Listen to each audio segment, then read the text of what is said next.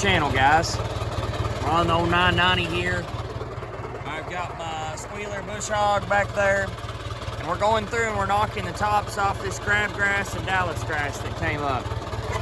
Now, I know a lot of people is probably shaking their head saying, you know, that's really good grass. Why is he bush hogging it and not mowing it for hay?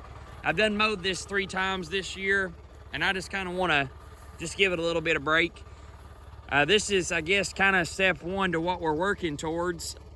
One reason is I'm just letting all the stems go back down into the ground, maybe give it a little bit of organic matter. Second thing is I'm going to turn my uncle's cows in on this and let them eat it down real good. And third reason is we're going to try to drill it this fall. I had plans of drilling it last year and things just kind of got away from me, but I've got plans on drilling it. Now, what I plan on drilling is definitely orchard grass and fescue, because that does really good in the first part of the year around here. But I've been looking at another one. It's called ryegrass. If anybody's ever put out any ryegrass and tried to match it with anything or try to interseed it with anything, let me know, because I've seen it and it looks really good. But don't look too bad. The little bush hog does pretty good. It's just a little bush hog. Let's just say we've had not really some big issues with this thing, but I definitely learned something that I didn't know. So I did not know that there is a filter that goes down in there. And if you have a David Brown and you've not checked that filter in a long time, you need to. The washer that goes, the cardboard washer that goes under the bottom of that filter fell apart. I noticed that my power steering pump started making a pretty bad racket. And I looked in there to make sure I had plenty of fluid. Well, the filter had fell apart. And while I was in there, I went ahead and put some new lines right here and a new line right there. But it's still making me wonder, because I'm still dripping grease out of my steering shaft. And it's not that it's fluid that's coming up here, it's just that this shaft is getting warm enough to melt the grease that I put in there. If any of you all have ever been around these tractors or anything like that, let me know if that's normal for that shaft to get kind of warm. I never really paid much attention to it, but with it oozing grease out like that at the top, it kind of made me wonder. And don't worry about this wire here. This wire's for my headlights. I just ain't hooked it up yet. But at least it took care of that leak putting those hoses on. I did go through and I drained the cylinder out too, and I'll show you what I'm talking about.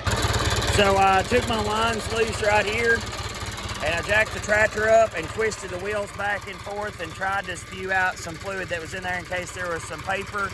I don't really know what else to do other than just take it all apart. And honestly, it's not steering horrible, but it's not steering the best either. So we may just run it a little while and see what it does. Do y'all ever get in a hurry mechanicking? So this thing quit charging the other day.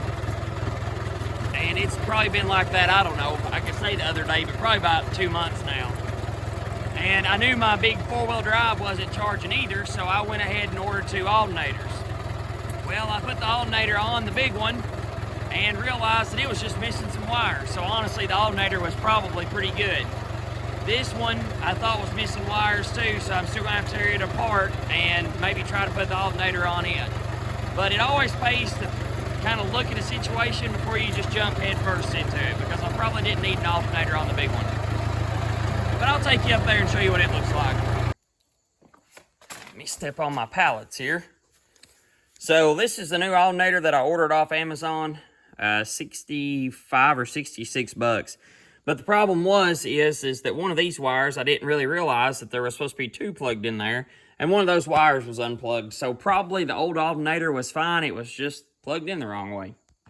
Towards the end of this video, I'll take you up to the garage and I'll show you just a little sneak peek of what we've been doing with the sheet metal. I've got a whole video, I've been doing processes and things like that, so there'll be a whole video come along. While I'm down here, I just figured I'd show you all, I guess, my newest addition. I ended up talking to a guy about looking for a bucket. He said he had a bucket and he wanted to trade some hay for it. So it's a Caterpillar smooth skid steer bucket. I didn't really think it would work the best, but I mean, it's going to work pretty good. The only thing is that I'm going to probably have to notch the hookups on the bucket just a little, because that pin's not wanting to go down. So I'll try to also make a video of us maybe torching that out and cleaning that up for it to work. I'm not really worried about if it, if it torches out too much and I get a different tractor, because if I ever sell this one, I'll probably take this skid steer plate off and put it on the next new tractor, or I may buy another one. But if the bucket has just a little bit of wobble in it, it'll be okay. We're going to have to take our torch and maybe sledgehammer and beat that back straight. But it's an overall pretty straight bucket, no rust or anything like that, no through holes. Guess I'd give y'all a quick little garden update too while I'm on the way to the house. Garden is no more. The corn done awesome, okra done awesome, squash, tomatoes. The only thing that really didn't do that good was my beans, and I don't really know why, but they just really didn't. Kind of had a spur of the moment decision here to plant out some sunflower seeds, to plant out some sunflowers. Crazy how much these things can like hold their weight. Pretty wild. But this is just a little generic pack at Walmart. I don't know. Threw them out kind of later in the year and didn't know if they'd make anything. But they made something. So I told y'all that I'd give you just a little sneak peek. When we first got this hood, all this was caved in. All this was caved in. And we've kind of just worked little by little to try to get it all straightened back out. It's not going to be perfect by any means, but it's going to look better than what it did. I'll show you guys what the hood turned out like.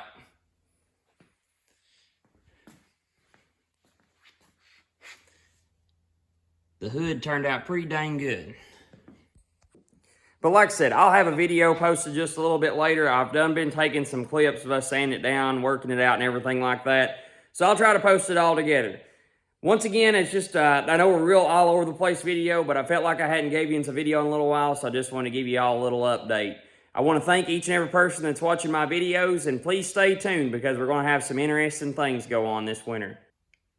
Hopefully I won't make too many truck people cry tearing this thing apart.